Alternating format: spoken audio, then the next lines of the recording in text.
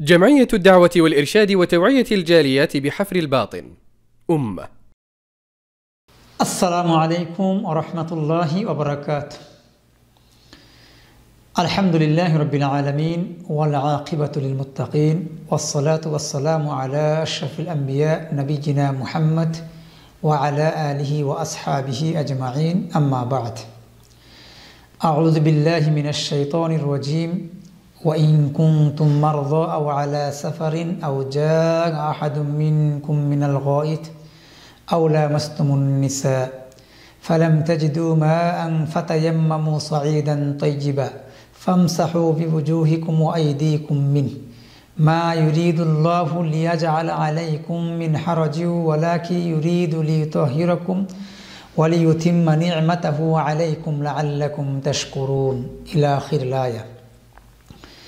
وفي حديث عن حذيفة رضي الله عنه قال: قال رسول الله صلى الله عليه وسلم: فضلنا على الناس بثلاث: جعلت صفوفنا كصفوف الملائكة، وجعلت لنا الأرض كلها مسجدا، وجعلت تربتها لنا طهورا إذا لم نجد الماء.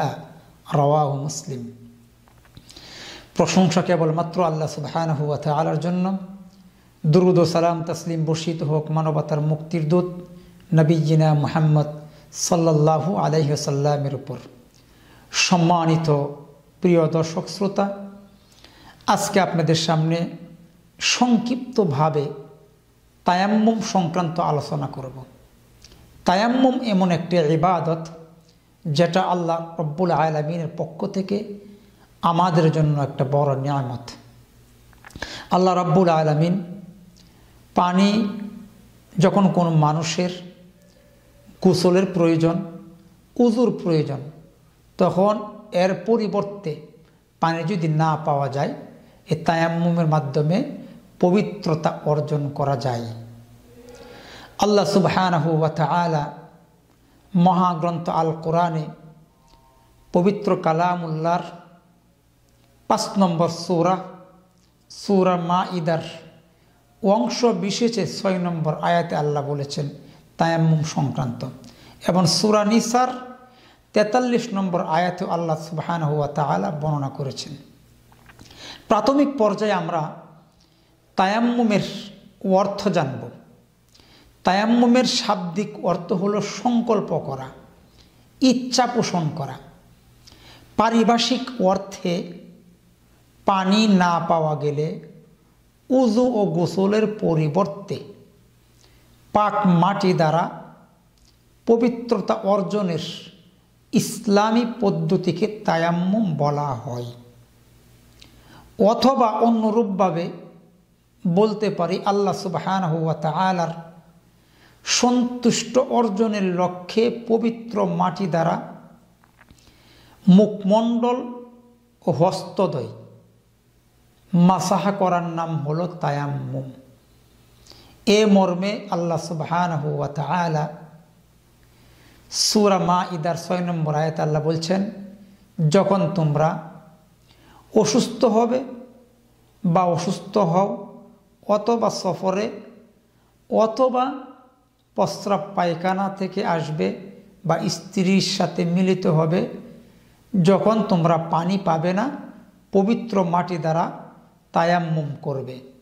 আর তায়াম্মুমের মুখমণ্ডল মাসাহা করবে, হাতদ্বয় অর্থাৎ হস্তদ্বয় মাসাহা করবে।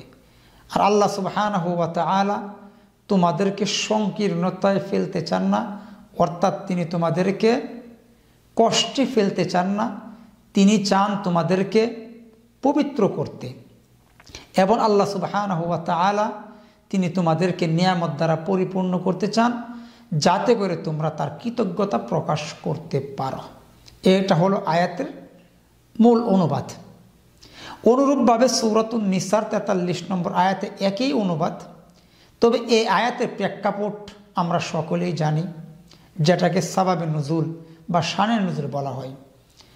বনি মুস্তালিকের যুদ্ধ থেকে প্রত্যাবর্তনকালে আল্লাহ রাসূল সাল্লাল্লাহু আলাইহি ওয়াসাল্লামের প্রাণ প্রিয়তমা আয়েশাতুল হুমায়রার বাইদা নামক স্থানে তার গলার হার হারিয়ে যায়।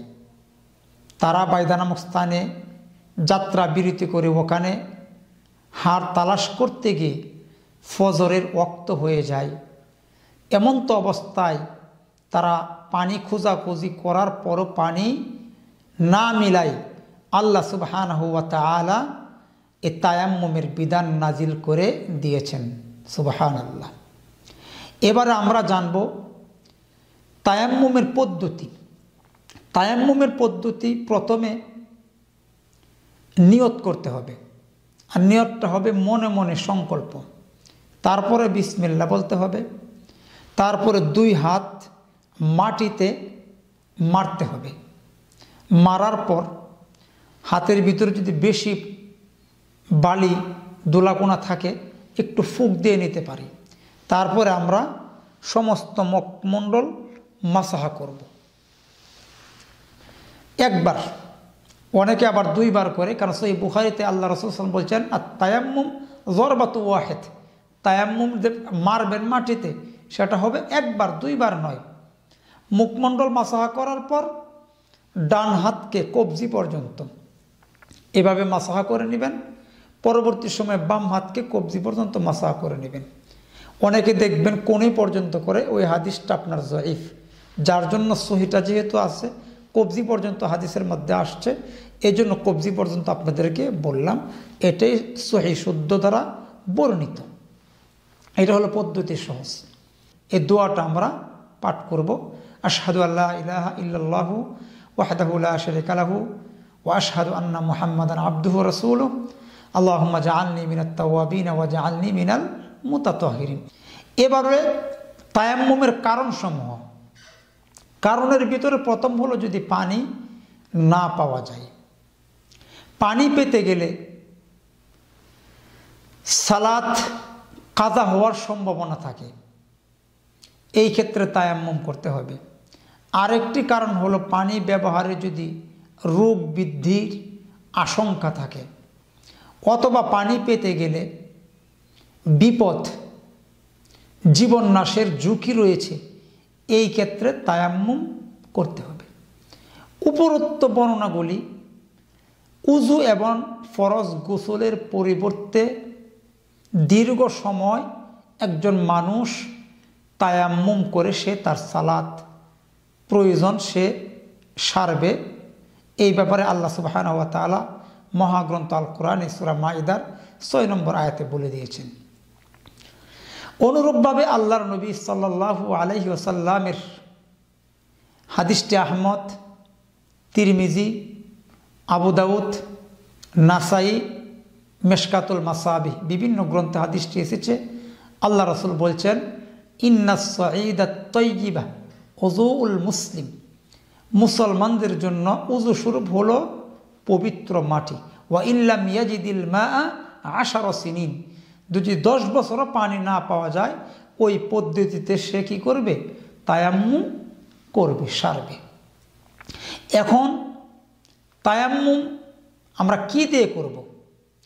মাটি এবং মাটি জাতীয় জিনিস, যেরকম সিমেন্ট, ধুলা, যেরকম আরব কান্ট্রিতে বিশেষ করে সৌদি আরবে বা আরব গালফ দেশগুলাতে তাদের মাটিগুলি থাকে আমাদের বালুর মতন। আল্লাহ রাসূল সাল্লাল্লাহু আলাইহি ওয়াসাল্লামের সাহাবীরা বা আল্লাহ রাসূল সাল্লাল্লাহু আলাইহি ওয়াসাল্লাম তাবুক যুদ্ধের সময় একটা প্রকট লম্বা সফর ছিল। ওই যুদ্ধে যাওয়ার সময় অনেক কষ্ট করেছিলেন তারা সঙ্গে করে কোনো কিছু নেয়নি।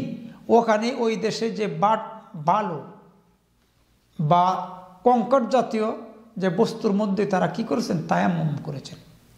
তবে তায়াম্মুম কয়লা, কাঠ, পাথর, এই জাতীয় মোজাইক পাথর বা প্লাস্টিক, এই জাতীয় জিনিসে তায়াম্মুম চলবে না।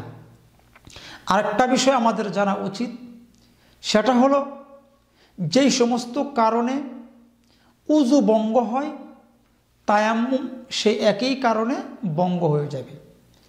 আরেকটা হাদিস, আবু দাউদে হাদিসটি এসেছে, তায়াম্মুম করে কোনো মানুষ যদি সালাত আদায় করে ওয়াক্ত হওয়ার পূর্বেই যদি সে পানি পেয়ে যায়, তারপরে ওই ওয়াক্ত সালাত আর তাকে আদায় করতে হবে না। তায়াম্মুমের মাধ্যমে, উযু এবং গোসলের মাধ্যমে যেই সমস্ত কাজগুলি করা যায়, তায়াম্মুমের মাধ্যমে সেই কাজগুলি করা যাবে, তাতে কোনো সমস্যা নেই। আল্লাহ রাব্বুল আলামিন আমাদেরকে তায়াম্মুম একটা নিয়ামত দিয়েছেন, যে হাদিসটি বলে আজকে আলোচনা ইতি টানব। আল্লাহ রাসূল সাল্লাল্লাহু আলাইহি সাল্লাম লাস্টের হাদিসের অর্থ হলো ওয়াজুইলাত তুরবাতুহা লানা তাহুরান ইযা লাম নাজিদিল মা। আল্লাহ রাব্বুল আলামিন আমাদের জন্য এমন শ্রেষ্ঠত্ব, এমন একটা নিয়ামত দিয়েছেন যে সমস্ত জমিনটা, এই জমিনের মাটিকে আল্লাহ সুবহানাহু ওয়া তাআলা আমাদের জন্য পবিত্র করে দিয়েছেন যদি আমরা পানি না পাই। আল্লাহ সুবহানাহু ওয়া তাআলা শরিয়া পদ্ধতিতে, সুন্নাহ পদ্ধতিতে, যাতে করে আমরা যদি কোনোদিন পানির সংকটে পড়ি, পানি না পাওয়া যায়, যে কারণগুলি বলছি, আল্লাহ যেন আমাদেরকে ওই আলোচনা থেকে বুঝার, আমল করার, মানার তৌফিক দান করুক। আল্লাহুম্মা আমিন।